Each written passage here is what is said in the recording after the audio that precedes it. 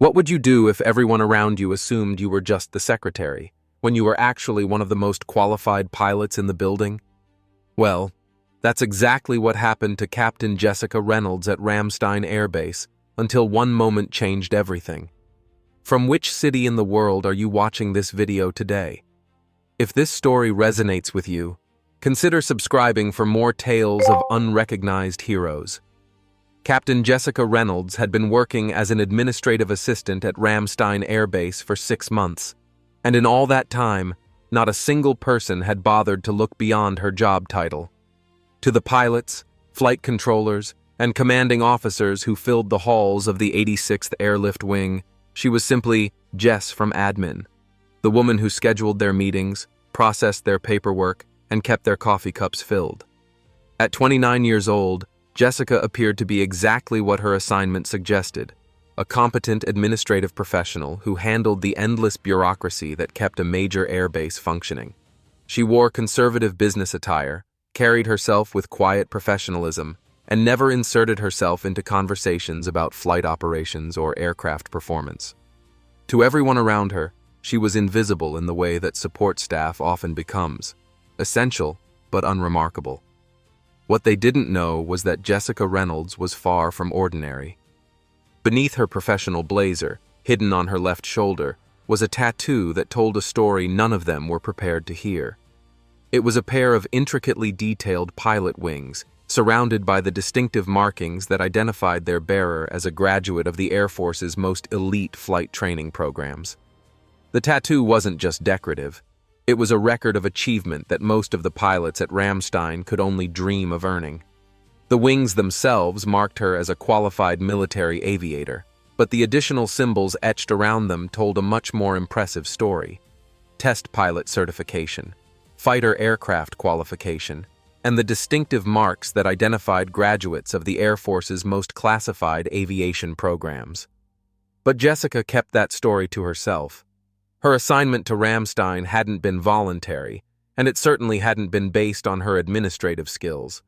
She was there because someone very high up in the Air Force command structure had decided that her particular combination of skills and experience made her too valuable to risk in active flight operations and too dangerous to leave unmonitored. The decision to ground her had come after an incident that was still classified at the highest levels. Jessica had been test flying an experimental aircraft that officially didn't exist, pushing the boundaries of what was possible in atmospheric flight. The mission had been successful, but the political fallout had been severe. Questions had been asked about the program, budgets had been scrutinized, and careers had been ended. Jessica had been given a choice: accept an administrative assignment at a major European base where she could be kept under observation, or face a court-martial for her involvement in operations that were never supposed to have happened. She had chosen Ramstein, trading her flight suit for business attire and her place in the cockpit for a desk in the administrative wing. For 6 months, she had played the role perfectly. She arrived at 0700 each morning, processed paperwork with meticulous attention to detail, and left at 1700 without drawing any attention to herself. She attended staff meetings where colonels and majors discussed flight operations, training schedules, and aircraft maintenance, contributing nothing more than accurate note-taking and efficient follow-up communications. The pilots who worked around her had no idea that she possessed more flight hours in high-performance aircraft than most of them would accumulate in their entire careers. The flight controllers who relied on her administrative support were unaware that she understood air traffic management at a level that surpassed their own training. The commanding officers who trusted her to handle sensitive communications had no clue that she held security clearances that exceeded their own authority. Colonel Michael Thompson, the wing commander, was typical of the leadership that surrounded Jessica daily. A career pilot with over 4,000 flight hours and 2 combat deployments, Thompson commanded respect throughout the base. He was competent, experienced, and completely convinced that he understood the capabilities of everyone under his command. To Thompson, Jessica was a valuable administrative asset, someone who could be trusted to handle complex scheduling, manage sensitive communications, and maintain the kind of organizational efficiency that kept a major airbase functioning smoothly. He had never questioned her background, or wondered why someone with her obvious intelligence and attention to detail was content with an administrative role. "Reynolds," he would say during their daily briefings, "make sure those flight training schedules are updated before the NATO inspection next week.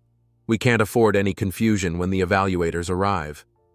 Jessica would nod professionally and make the necessary notes. "Yes, sir. I'll coordinate with all squadron commanders and ensure complete accuracy." Thompson appreciated her competence, but it never occurred to him to ask where that competence had come from.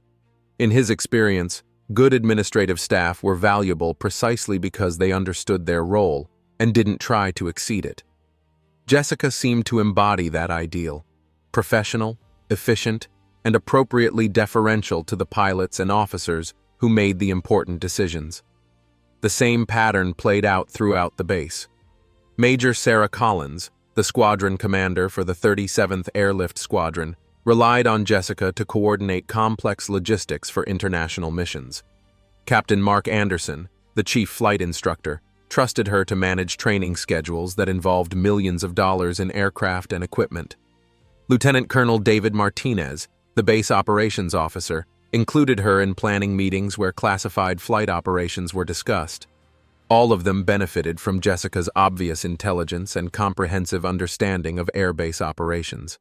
None of them questioned why an administrative assistant possessed such detailed knowledge of aviation procedures, international flight regulations, and military communications protocols. They simply accepted her competence as a fortunate coincidence, good fortune in having found administrative staff who could keep up with the complexity of their operations. Jessica, for her part, played her role with the same precision she had once brought to test flights that pushed experimental aircraft beyond their design limitations. She spoke when spoken to, contributed only what was asked of her, and maintained the professional distance that her situation required. But beneath the surface, she was constantly aware of conversations and decisions that she could have influenced, problems that she could have solved, and inefficiencies that her experience could have eliminated.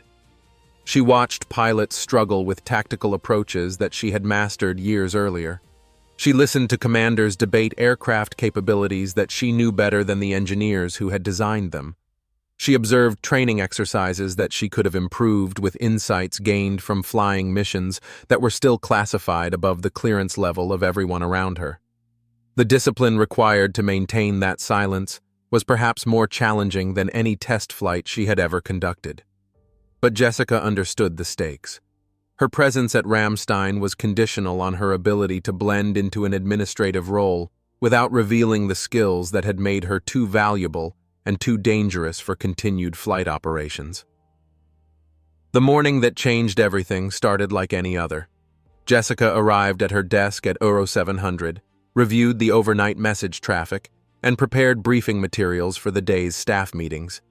The base was preparing for a major NATO training exercise that would involve aircraft from multiple allied nations, complex coordination between different command structures, and the kind of high-visibility operations that could make or break careers. Colonel Thompson's morning briefing included representatives from German, British, and French air forces, along with the senior staff from Ramstein's various squadrons and support units. Jessica sat in her usual position at the back of the room, notepad ready, prepared to document decisions and coordinate follow-up actions.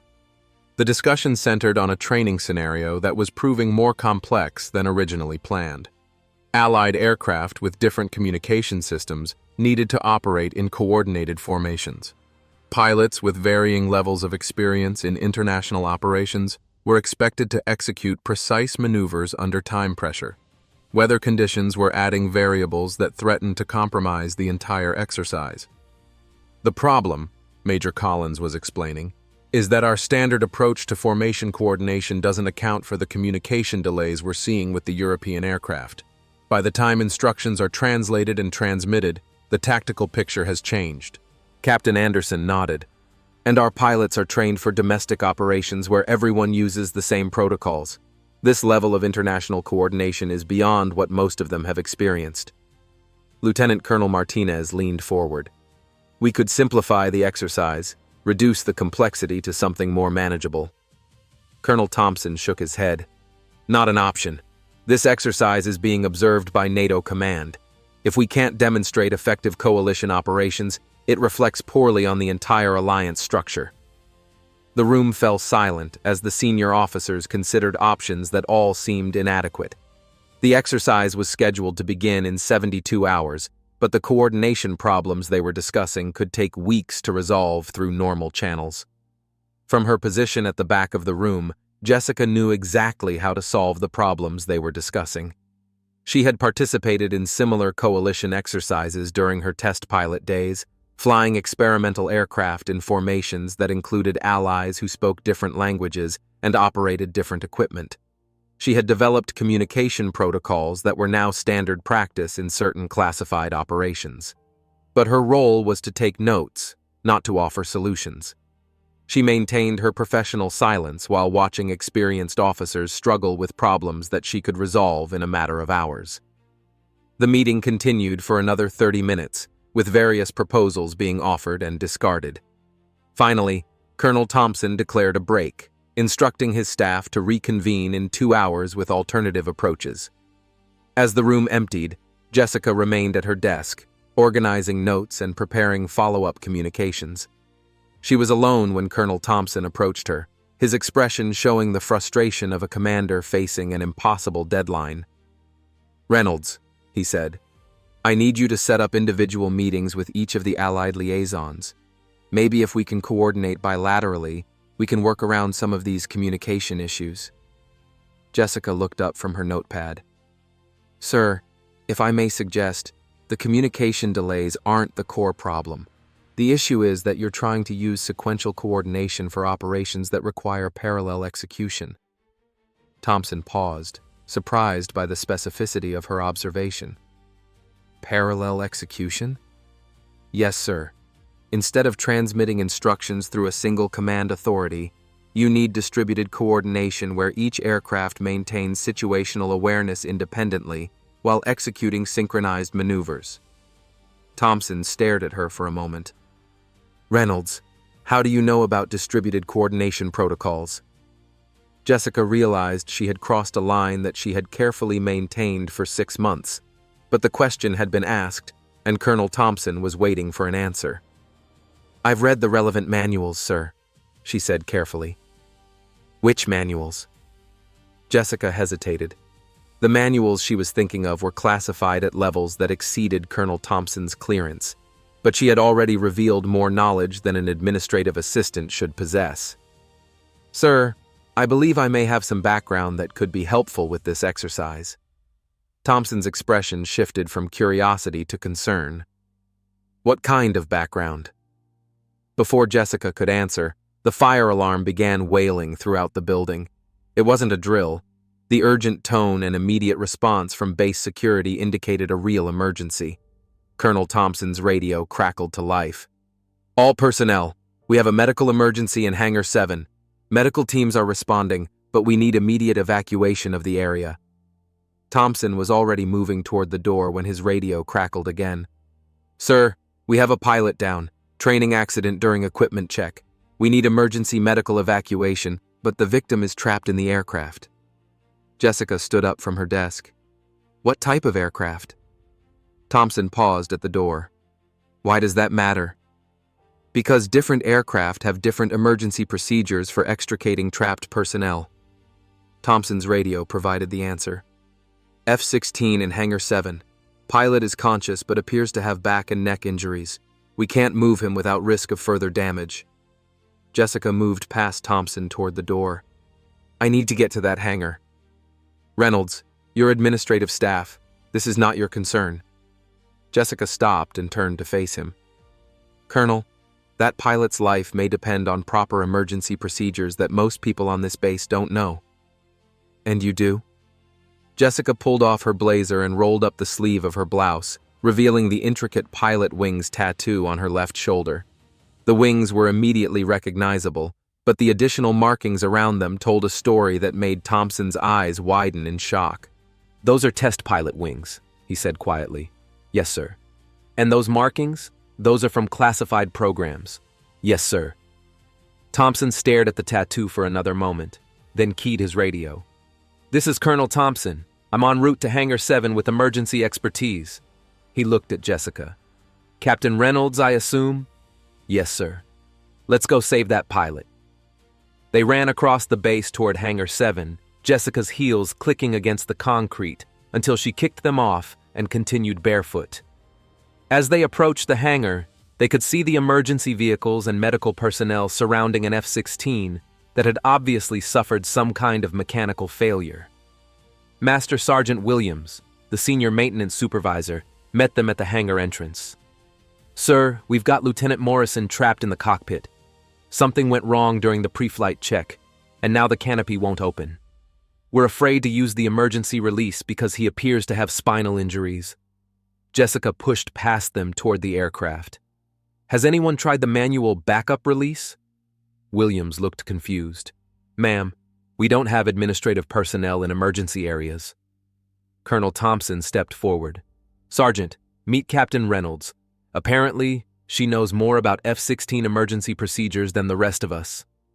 Jessica was already climbing onto the aircraft, examining the canopy mechanism. The manual backup is accessed from the external maintenance panel. You need to remove the safety cover and use a specialized tool to engage the mechanical release.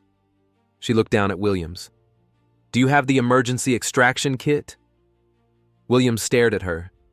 How do you know about extraction procedures? Because I've flown F-16s in situations where emergency extraction was a real possibility. Jessica's voice carried a new authority that silenced the questions around her. Get me the kit, now. Williams retrieved the emergency kit, while Jessica continued her examination of the aircraft. She could see Lieutenant Morrison through the canopy, conscious but clearly in pain and potentially seriously injured. Morrison, she called out, can you hear me?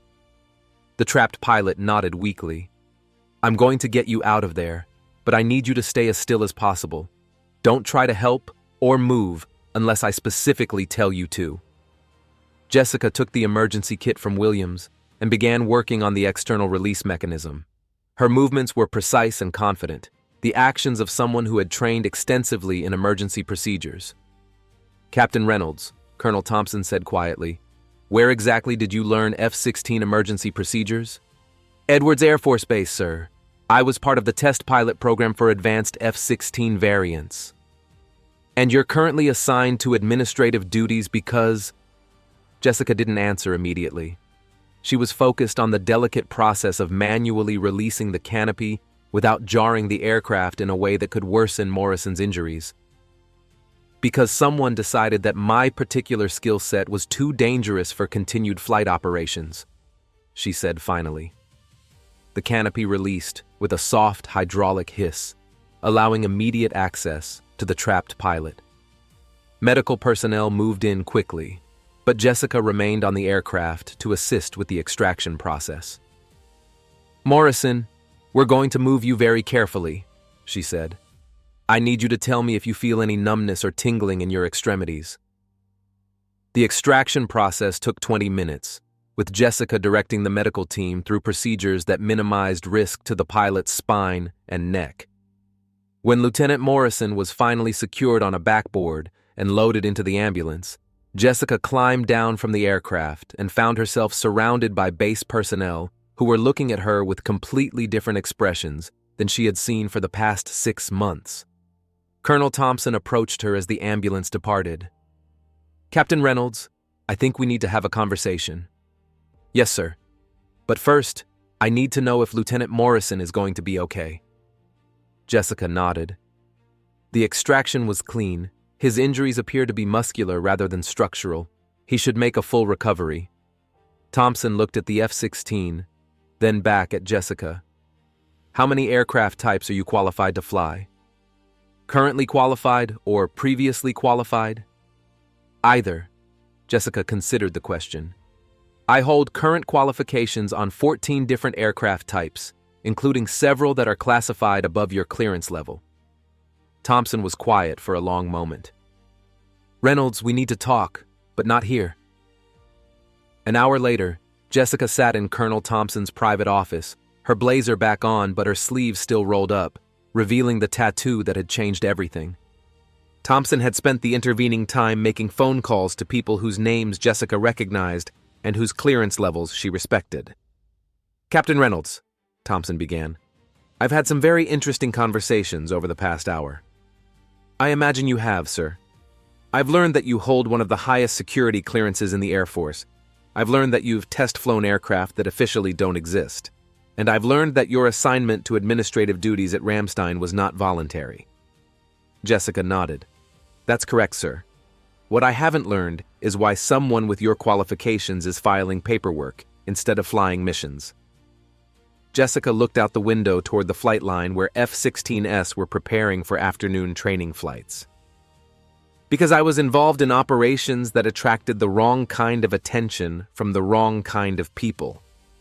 "What kind of operations?" "The kind that test the boundaries between what's possible and what's politically acceptable." Thompson leaned back in his chair. "And now? Now I have a choice. I can continue filing paperwork and pretending to be someone I'm not, or I can help you solve the coordination problems with your NATO exercise." Thompson smiled for the first time that day.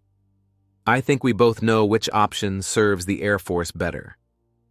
Over the following week, Jessica worked with the coalition planning team to develop communication protocols that eliminated the coordination delays that had threatened the exercise.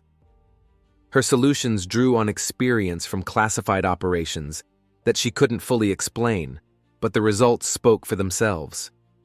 The NATO exercise was executed flawlessly, with international formations operating at levels of coordination that exceeded the expectations of all observers. The success led to requests for Ramstein to serve as the coordination center for future coalition training, establishing the base as a center of excellence for international operations. Jessica's role transformed overnight. She retained her captain's rank, but was reassigned to operational planning with a focus on international coordination and advanced flight operations. Her administrative duties were transferred to someone whose background actually matched the job requirements. But perhaps the most significant change was in how the base personnel viewed the importance of looking beyond surface appearances. Colonel Thompson instituted new procedures for evaluating personnel assignments, ensuring that skills and experience were properly matched with responsibilities. The pilot wings tattoo that had been hidden for 6 months became a symbol of hidden potential waiting to be discovered. And Jessica Reynolds became proof that the most valuable assets are sometimes hiding in plain sight, waiting for the right moment to reveal their true capabilities. Lieutenant Morrison made a full recovery and returned to flight status within 2 months. During his first flight after the accident, he made a point of thanking the woman whose expertise had ensured his safe extraction. "Captain Reynolds," he said, "I heard you used to be a test pilot." Jessica smiled. "Used to be? Morrison, once a pilot, always a pilot. The only difference is what you're flying and who knows about it." The afternoon sun reflected off the wings of F-16s preparing for departure, and for the first time in 6 months, Jessica felt like she was exactly where she belonged,